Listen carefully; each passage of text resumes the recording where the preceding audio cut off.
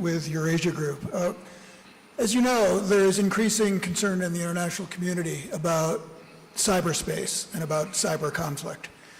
The key issue, of course, is the worry of cyber attacks to achieve political goals, especially at a time where cyber is a very young problem, not like traditional war. And the norms and dynamics of cyberspace are very largely unknown. There's a UN report, the Group of Governmental Experts, which Russia endorsed, and it stated that nations should not use cyber to attack the critical infrastructure of other nations. So my question to you, first, should, in theory, and I heard what you said before, so in theory, should national electoral systems, in your view, be considered critical national infrastructure? And secondly, what specific rules would you propose as the international community thinks through cyber to reduce the risk of future cyber war? Thanks.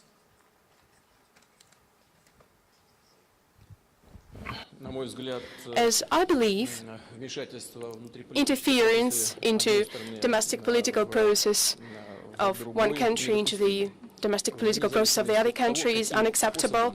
Whatever the way of interference is, whether it is with the help of cyber attacks or with the help of some other tools which are controlled by organizations within countries.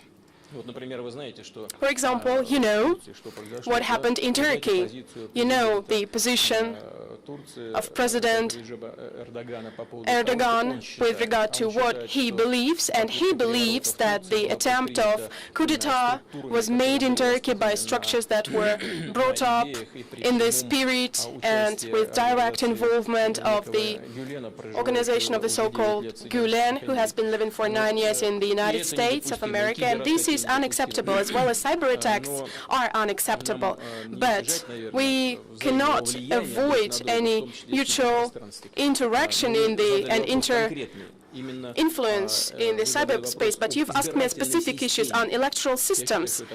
I think this is absolutely unacceptable, but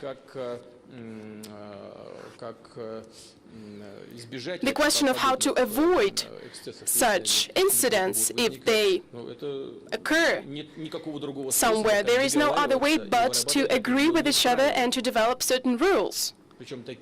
Such rules which would be commonly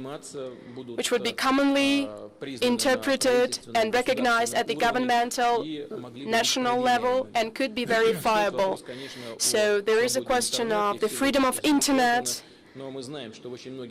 But we know that in many countries, including in those countries that have always been in favor of the freedom of internet, attempts are being made to limit access to internet. This has to do with crimes that can be prepared in the cyberspace. For example, that is attempt to attack bank systems and illegal money transfers, suicides, crimes against children. But these rules are being adopted at the national level, so we can adopt such levels on the supranational level in interstate relations as well.